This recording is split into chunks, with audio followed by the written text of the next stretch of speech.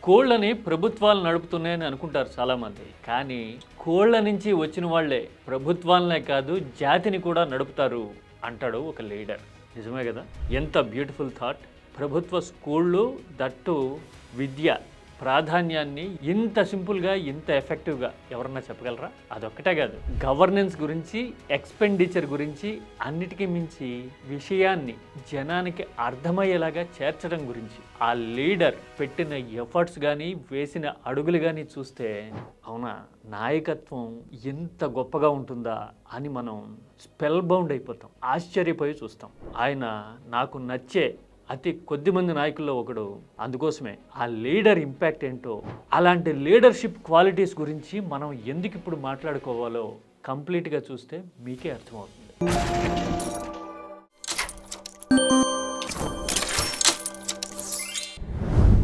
ప్రభుత్వం అంటే చేతులు దులిపేసుకోవటం, ప్రైవేట్కి ధారాదత్తం చేసేయటం, డెలిగేషన్ పేరుతోనో పాలసీ పేరుతోనో భవిష్యత్ తరాలకు అందాల్సిన సంపదని కొందరికి అంకితం చేయడం అన్న పాలసీలు కళ్ళ ముందు కనపడుతూ ఉన్నాయి కదా. ఇలాంటి టైంలో మినిమం గవర్నెన్స్ అండ్ మినిమం ఎక్స్పెండిచర్తో మ్యాక్సిమం ఇంపాక్ట్ ఎలా క్రియేట్ చేయొచ్చు అని కాస్త మెటిక్యులస్గా స్టడీ చేస్తే, హిస్టరీని తిరిగేస్తే మన దేశంలోనే కాదు విదేశాల్లో కూడా చాలా బ్రహ్మాండమైన ఎగ్జాంపుల్స్ కనపడతాయి. కావాల్సిందల్లా సునిశ్చితమైన దృష్టి, అండర్స్టాండింగ్, ఎబిలిటీ. మరి అవే పారామీటర్స్ మీద చూస్తే కనుక నాకు ఒక లీడర్ అనుసరించిన విధానం నిజంగా డిస్కస్ చేయాల్సిన పాయింట్ అని అనిపించింది. నేను చెప్పాను కదా ఆల్రెడీ, స్కూళ్ళని ప్రభుత్వం నడపటం కాదు, స్కూళ్ళ నుంచి వచ్చిన జనరేషన్స్ ప్రభుత్వాన్ని జాతిని నడుపుతాయన్నాడు కదా. Not the government that runs the schools. Who come out of our local schools, they run the government. Yes, చూశారు కదా ఆ లీడర్ రోనాల్డ్ రీగన్.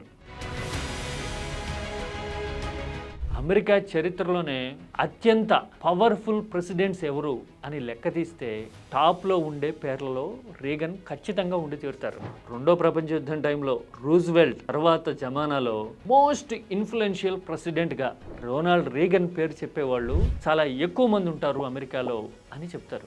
ఎందుకు అంత స్పెషల్ రీగన్ అంటే, ఎడ్యుకేషన్ లాంటి ప్రైమరీ సెక్టర్స్లో కానీ, ఆర్థిక రంగంలో కానీ, న్యాయ రంగంలో కానీ, అన్నిటికీ మించి ఫారిన్ పాలసీలో కానీ రోనాల్డ్ రీగన్ ముద్ర ప్రబలంగా అచ్చుగుద్దినట్టుగా కనపడుతుంది. వీటన్నిటికీ తోడు బ్రహ్మాండమైన ఆరిటరీ స్కిల్స్ ఉంటాయి. వాటి గురించి కూడా నేను ప్రత్యేకంగా మాట్లాడబోతున్నా.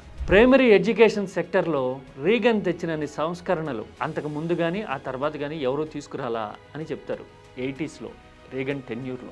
ఆ తర్వాత ఆర్థిక రంగంలో రీగన్ జమానాలో ట్యాక్స్ కట్స్ లాంటి పాలసీలు రావటమే కాదు, లిబరలైజేషన్ దిశగా అడుగులు వేయించిన చరిత్ర కనపడుతుంది. పైగా ప్రొడక్షన్ సెక్టార్కి ఊతమిచ్చేలాగా సప్లై సైడ్ ఎకనామిక్స్ అంటామే, అలాంటి పాలసీలు తీసుకొచ్చి అమెరికాని ఆర్థికంగా తడబడుతున్న టైంలో నిలబెట్టిన పనితీరు రీగన్. న్యాయరంగంలో అయితే శాండ్రా కన్నోర్, యాంటోనీ కెనడీ లాంటి వాళ్ళ నియామకాలని ఇప్పటికీ అమెరికా చెరిష్ చేస్తూ ఉంటుంది. శాండ్రా కన్నోర్ అంటే చాలా మందికి తెలిసే ఉంటుంది.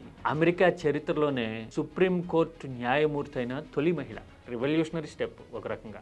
ఆర్థిక రంగం, న్యాయ రంగమే కాదు, విదేశాంగ విధానంలో కూడా రోనాల్డ్ రీగన్ అమెరికా ఆలోచన సరళిని మార్చేశారు. కోల్డ్ వార్ జరుగుతూ ఉంది, యుఎస్ఎస్ఆర్తో ఫ్రిక్షన్ బలంగా ఉంది, గోర్బచేవ్ దూసుకొచ్చే పరిస్థితులు ఉన్నప్పుడు పీస్ త్రూ స్ట్రెంగ్త్ అనే మోటోలో రక్షణ బడ్జెట్ పెంచడమే కాదు, ప్రత్యర్థుల్ని థ్రెటన్ చేస్తూ అమెరికాకి అడ్వాంటేజ్ తెచ్చే పాలసీల్ని రీగన్ తీసుకురావడమే కాదు, మొత్తం ఆలోచన సరళిని మోడర్న్ అమెరికా చరిత్రలో రైట్ సైడ్ మరల్చిన ఘనత కూడా రీగన్దే అని చెప్తారు. ఈ మాటలు ఇప్పుడు ఎందుకు చెప్పుకోవాలో తెలుసా?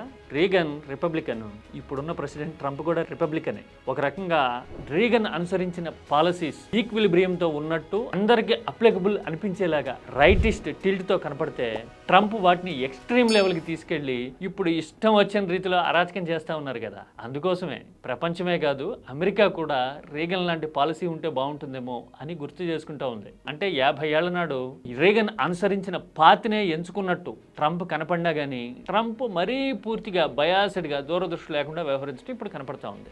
ఇది పొలిటికల్గా రీగన్ సిగ్నిఫికెన్స్ అనుకుందాం. ఇక ఆరిటరీ స్కిల్స్ పరంగా రీగన్ గురించి ప్రత్యేకంగా చెప్పుకొని తీరాల్సిందే. ఏదైనా విషయం విషయాన్ని ఎంత కాంప్లెక్సిటీ ఉన్న సబ్జెక్ట్ అయినా సరే కామన్ మ్యాన్కి అర్థమయ్యేలాగా ఎలా చెప్పొచ్చు అనే విషయంలో రీగన్ చాలా స్టడీ చేశారేమో హ్యూమన్ సైకాలజీని అనిపిస్తుంది. ఆయన ఆల్రెడీ రేడియోలో కామెంటేటర్గా పనిచేసి ఉండటము, అంతకు ముందే యాక్టర్ కూడా అయ్యేసరికి కాలిఫోర్నియా గవర్నర్ కావడానికంటే ముందే రీగన్కి బ్రహ్మాండమైన పేరుండేది. ద టైమ్ ఫర్ చూజింగ్ అనే స్పీచ్తోనే రీగన్ కాలిఫోర్నియా గవర్నర్గా ఎలక్ట్ కావడానికి లైన్ క్లియర్ అయింది అని అమెరికన్ హిస్టరీలో కనబడుతుంది. అందుకోసమే ఇంత ఇంపాక్ట్ఫుల్ స్పీకర్ కాబట్టే రీగన్ పేరుతో ఇప్పటికే ఆరేటరీ కాంపిటీషన్ జరుగుతూ ఉంటాయి. ఎవరు బెటర్గా మాట్లాడగలుగుతారు, హూ ఈజ్ బెటర్ కమ్యూనికేటర్ అని అమెరికాలో చెప్తూ ఉంటారు. ఇప్పటికీ రీగన్ స్పీచ్లు వింటూ ఉంటే ఏదో పొలిటికల్ మెసేజ్ని మనం ఫాలో అవుతున్నట్టు ఉండదు. చాలా విట్టిగా, అంతకు మించి ఏదో అందులో అట్రాక్షన్ ఉంది అన్నట్టుగా చెవులు రిక్కించి కళ్ళు అప్పగించి చూస్తూ ఉండిపోయే స్కిల్ ఏదో, స్పెషాలిటీ ఏదో రీగన్ దగ్గర ఉంటుంది. యుఎస్ఎస్ఆర్తో స్టిఫ్ కాంపిటీషన్ ఉంది, అమెరికాకి భయపడుతుంది యుఎస్ఎస్ఆర్ దెబ్బకి అని ఇంటర్నేషనల్ మీడియా ఒకసారి రాస్తే రీగన్ రిప్లై ఇచ్చిన తీరు master class.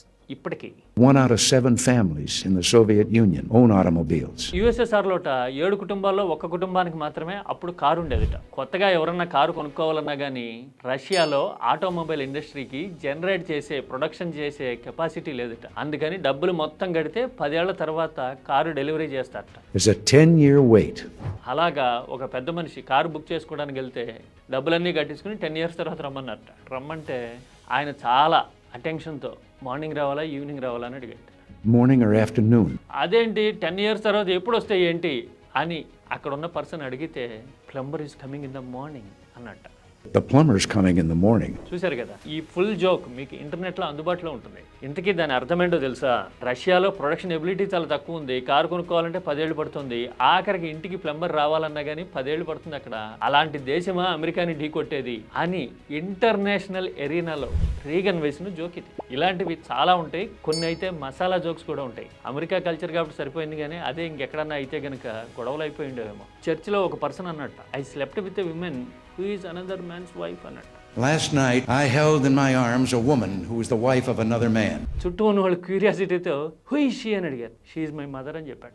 It was my dear mother. American standard కాబట్టి బహుశా ఇలాంటి జోక్స్ సరిపోయినాయేమో. అదే వేరే దగ్గర అయితే కానీ చాలా కాంట్రవర్సీ అవుతుంది, గొడవలు అవుతాయి. కానీ కమ్యూనికేషన్ విషయంలో విట్టిగా విషయాన్ని చెప్పడంలో మాత్రం రీగన్ ఎలాంటి సబ్జెక్ట్లో అయినా తిరుగులేని ముద్ర వేశారు అని చెప్పడానికి మీకు ఇంటర్నెట్లో ఇప్పటికీ కొల్లలుగా ఎగ్జాంపుల్స్ కనపడతాయి. కోల్డ్ వార్ దగ్గర నుంచి, ఎకనామిక్ క్రైసిస్ దగ్గర నుంచి, అమెరికా డామినేషన్ దగ్గర నుంచి, లీడర్షిప్ దగ్గర నుంచి, ప్రైమరీ ఎడ్యుకేషన్ దగ్గర నుంచి, దట్టు ప్రభుత్వాలు అప్పులు చేయకుండా ఎలా పని చేయొచ్చు అనేది చెప్పడం దగ్గర నుంచి చాలా ఉంటాయి ఇందులో. పైగా అన్నిటికీ మించి ఖర్చులు తగ్గించుకుంటూ ఎఫిషియెంట్ గవర్నెన్స్ని ఎలా తీసుకురావచ్చు, ప్రజలకి సేవ చేయడానికి ఉన్న గవర్నమెంట్ కస్టోడియన్గా ఉండాలి, కానీ ప్రజల ఆస్తులకి ధారాదత్తం చేసి ప్రైవేట్ సైడ్ తీసుకుంటే కనుక ఎలాంటి ఇంప్లికేషన్స్ అండ్ కాంప్లికేషన్స్ ఉంటాయి. ఇలాంటి సబ్జెక్ట్ మీద రీగన్ ఇచ్చిన స్పీచెస్ స్టిల్ అమెరికాకి కాదు, మనకు కూడా రిలవెంట్. మీకు అర్థమైంది కదా పాయింట్. విద్యా, వైద్యం లాంటి బేసిక్ సెక్టర్స్ నుంచి ప్రభుత్వ ఆస్తుల పరిరక్షణ వరకు ప్రతి విషయంలోనూ రీగన్ అనుసరించిన విధానాలు చాలా ఇంట్రెస్టింగ్గా ఉంటాయి. మీకు ఆసక్తి ఉంటే కనుక ఒకసారి తరచి చూడండి. అమెరికా చరిత్రే కాదు, మన వర్తమానం కూడా వాటిలో చాలా వరకు కనపడుతుంది ఆలోచించగలిగితే. అందుకోసమే నేను ఇంత స్పెసిఫిక్గా చెప్పాను. అఫ్కోర్స్ ఏ ప్రభుత్వం మీదైనా ఆరోపణలు ఉండొచ్చు, అలాగే రీగన్ గవర్నమెంట్ మీద కూడా ఆయన హయాంలో అమెరికా అప్పులు పెరిగాయి అనే ముద్ర ఇప్పటికీ ఉంది. కానీ అదేమీ ఆయన పాపులారిటీని, పనితీరుని, అన్నిటికీ మించి ఆయన చరిష్మాని ఏమాత్రం ఎఫెక్ట్ చేయలేకపోయింది. నాయకత్వం గురించి తెలియాలంటే how to be a great communicator అనేది అవగాహనలోకి రావాలంటే మాత్రం రీగన్ లాంటి వాళ్ళని ఖచ్చితంగా స్టడీ చేయాల్సిందే. ఏమంటారు?